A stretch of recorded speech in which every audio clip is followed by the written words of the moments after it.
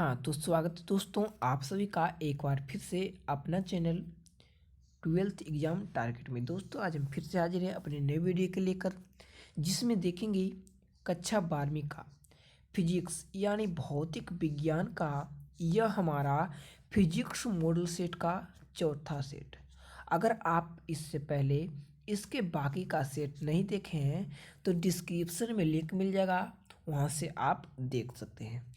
जिसमें आज हम फिर से देखेंगे मोस्ट वीवीआई ऑब्जेक्टिव प्रश्न को और उसके साथ आंसर को, जो आपके 12th बोर्ड परीक्षा 2022 के लिए काफ़ी ज़्यादा महत्वपूर्ण होगा। तो दोस्तों बिना देर करते हुए आज का पहला सवाल देखते हैं, जो कि ज़्यादा से ज़्यादा बेहद इम्पोर्टेंट सवाल है कि अन्य यौन प्रेरण का एसआई मात्रक है। दोस्तों काफ़ी महत्वपूर्ण सवाल, अन्य यौन प्रेरण का एसआई मात्रक क्या होता है? ऑप्शन ए हेनरी, बी में ओम, सी में टेस्ला और डी इनमें से कोई नहीं। दोस्तों अन्य यौन प्रेरण का एसआई मात्रक हेनरी होता है, जिसे एच से सूचित किया जाता है, जबकि स्वप्रेरकत्व का एसआई मात्रक स्वप्रेरण का एसआई मात्रक क्या होता है? तो हेनरी होता है। ओम किसका मात्रक है? तो ओम रेजिस्टेंस का मात्रक है। रेजिस्टेंस का मात्रक क्या होता है? तो ओम होता है। जबकि चुंबकीय फ्लक्स का एसआई मात्रक क्या होता है?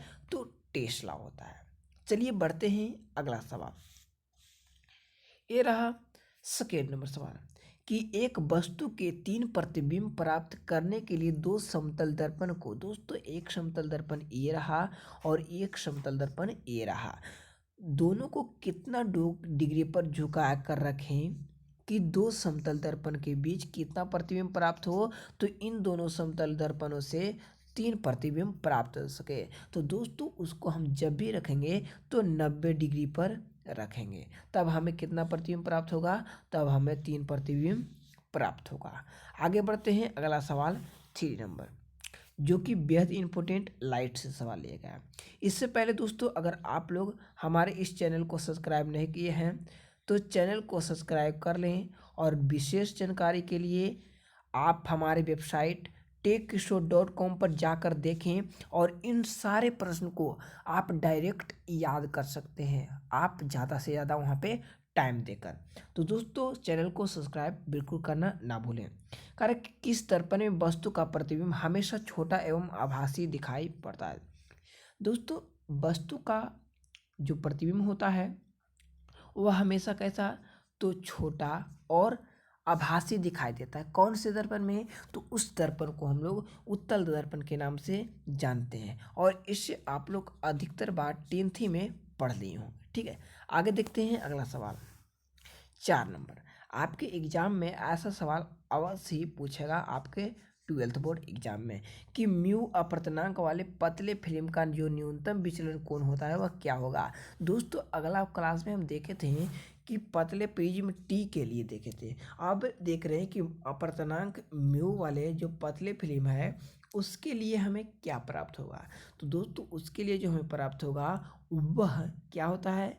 तो म्यू माइनस 1 इंटू ए प्राप्त होता है, म्यू माइनस 1 इंटू ए, यानी 4 का बी ऑप्शन करेक्ट हो जाएगा। आगे देख लेते हैं नेक्स्ट सवाल 5 नंबर को। कारण कि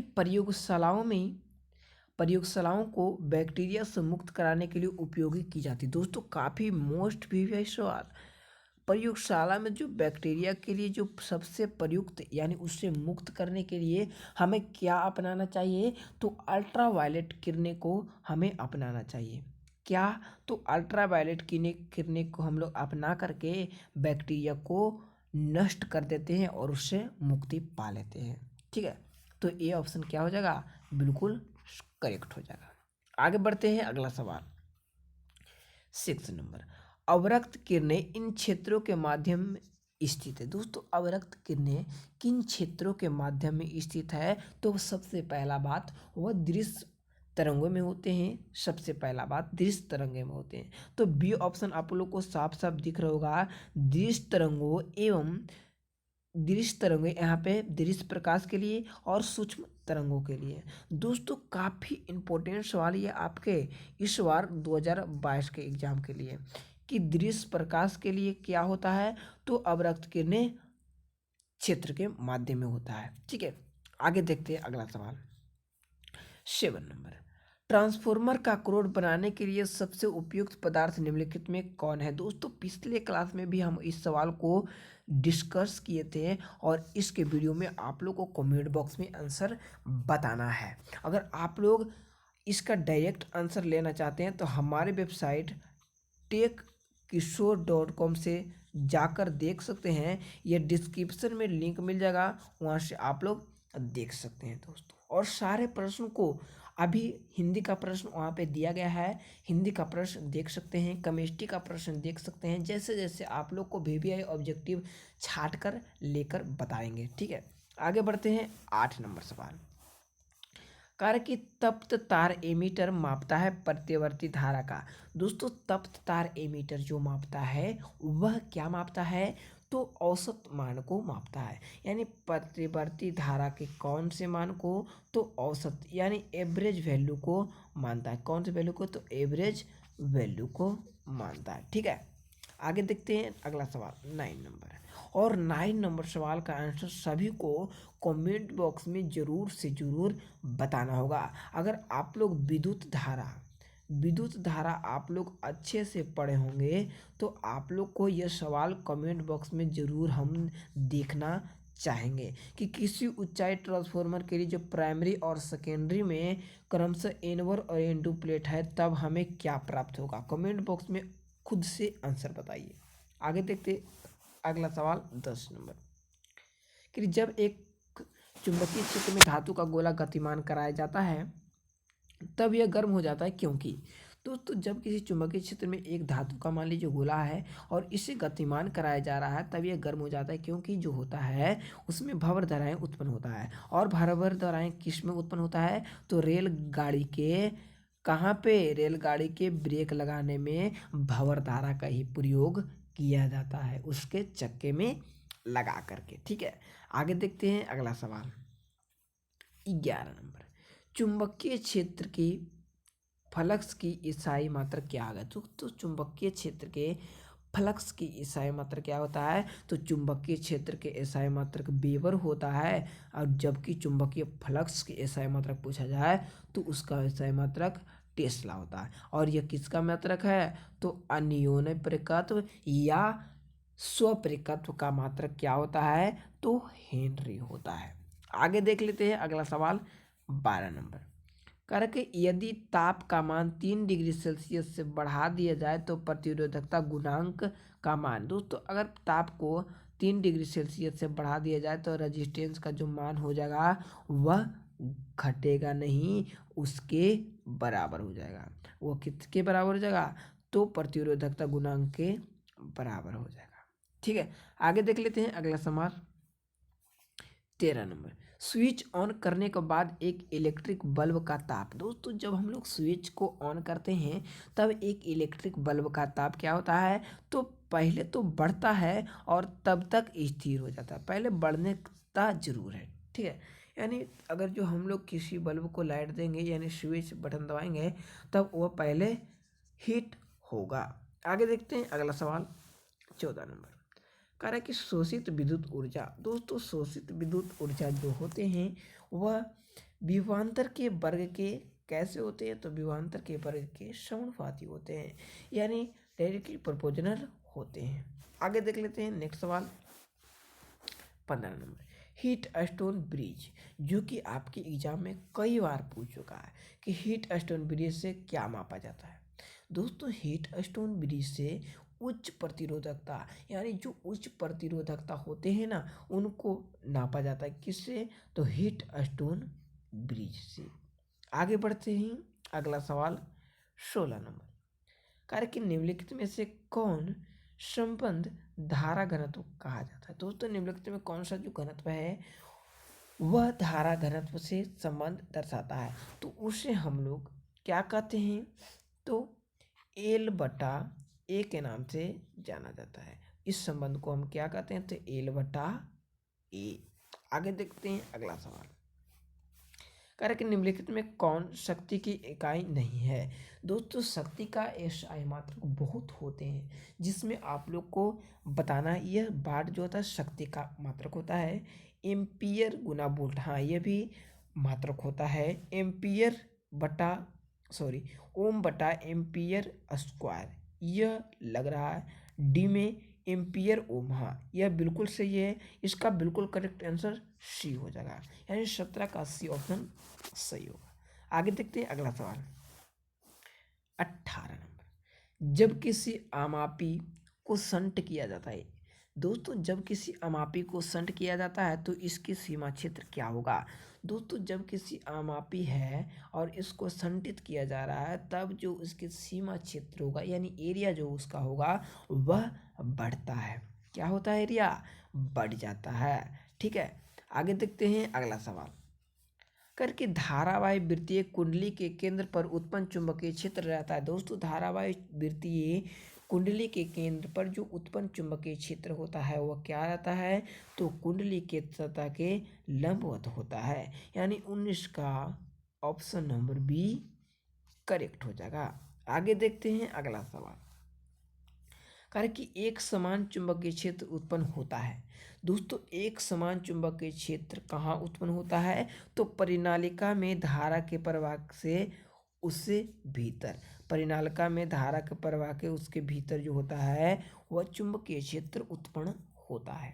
आगे बढ़ जाते हैं अगला सवाल 21 नंबर। चल कुंडली धारा मापी में जो कुंडली के मध्य नरम लोहे के क्रोड रखते हैं ताकि, दोस्तों चल कुंडली धारा मापी में कुंडली के जो मध्य में देखिए ये कुंडलियाँ, इसके मध्य में जो नरम लोहा का क्रोड रखते हैं ताकि क्या हो, ताकि जो होता है चुंबकीय क्षेत्र का मान प्रबल एवं तेज हो। क्या हो, तो प्रबल एवं तेज हो। आगे देख लेते हैं अगला सवाल 22 नंबर। रिजु धारा की चुंबकीय बल रेखाएं होती है। VBI सवाल 2022 के एग्जाम के लिए कि रिजु धारा, कभी आपने सोचा भी होगा कि रिजु धारा पूछ सकता है, लेकिन इस बार के इंटरमीडिएट एग्जाम में पूछने वाला है कि रिजु धारा की चुंबकीय बल रेखाएं क्या होती है, तो धारा के चारों ओर वृत्तीय होती है। कैसी, तो धारा के चारों ओर वृत्तीय। आगे बढ़ते हैं अगला सवाल। संट के प्रयोग में धारामापी की शीघ्रता क्या होती है, तो दोस्तों जब हम लोग संट का प्रयोग करते हैं तो धारामापी की शीघ्रता घट जाती है, यानी 23 का ए ऑप्शन बिल्कुल करेक्ट हो जाएगा। दोस्तों आप लोग से बस हमारा एक ही रिक्वेस्ट है कि अगर आप लोग इस एग्ज़ाम में यानी 12th एग्ज़ाम टारगेट में पहली बार आए हैं तो इस चैनल को जल्दी से सब्सक्राइब कर लें और बेल आइकन को भी प्रेस कर दें ताकि आपको मेरा वीडियो का नोटिफिकेशन पहुँचता रहे। आगे देखते हैं अगला सवाल 14 नंबर। करके बैंड स्पेक्ट्रम मिलता है। दोस्तों बैंड स्पेक्ट्रम किससे प्राप्त होता है, तो अणुओं से, यानी अणुओं से जो होता है मेरा क्या प्राप्त होता है, तो बैंड स्पेक्ट्रम प्राप्त होता है। 24 का बी ऑप्शन करेक्ट होगा। आगे बढ़ते हैं अगला सवाल 25। उत्सर्जीय रेखाएं स्पेक्ट्रम प्राप्त होता है। दोस्तों उत्सर्जन रेखीय स्पेक्ट्रम किससे प्राप्त होता है, तो वह आपका सोडियम वाष्प लैंप से प्राप्त होता है। 25 का ए ऑप्शन करेक्ट हो जाएगा, सोडियम वाष्प लैंप। आगे बढ़ते हैं अगला सवाल 26 नंबर। प्रकाश के अनुप्रस्थ तरंग की पुष्टि के लिए कौन करता है। दोस्तों प्रकाश के अनुप्रस्थ तरंग की पुष्टि ध्रुवन करता है। कौन, तो ध्रुवन करता है प्रस्थ के पुष्टि। आगे बढ़ते हैं अगला सवाल 27 नंबर।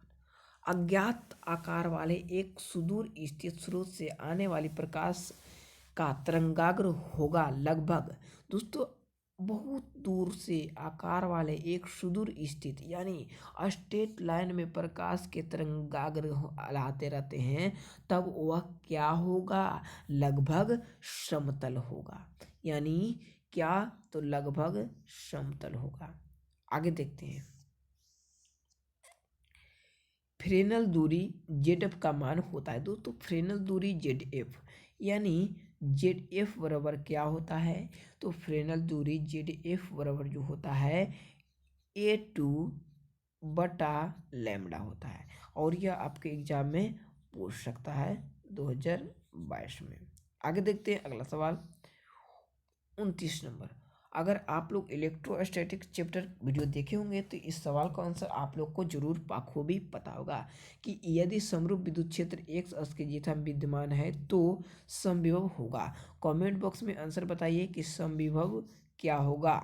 आगे देखते हैं अगला सवाल, और ये रहा आज का अंतिम सवाल कि जब किसी वस्तु को आवेशित किया जाता है तो उसका द्रव्यमान। दोस्तों, जब किसी वस्तु को हम लोग आवेशित करेंगे तब उसका द्रव्यमान बढ़ भी सकता है और घट भी सकता है। यह संभावना करता है आवेशित करने पर, यानी उसके द्रव्यमान यानी मास पर। ठीक है, तो दोस्तों आज बस इतना ही, और मिलते हैं हम लोग नेक्स्ट वीडियो में। और विशेष जानकारी के लिए हमारे वेबसाइट पर अभी अभी मोस्ट VVI इंग्लिश का और हिंदी का और केमिस्ट्री का प्रश्न दिया गया है, वहाँ पे आप लोग उसको जाकर पढ़ें, जिसमें केवल और केवल VVI प्रश्न को ही दिया गया है। तो मिलते हैं नेक्स्ट वीडियो में केमिस्ट्री को VVI मॉडल सेट को लेकर के।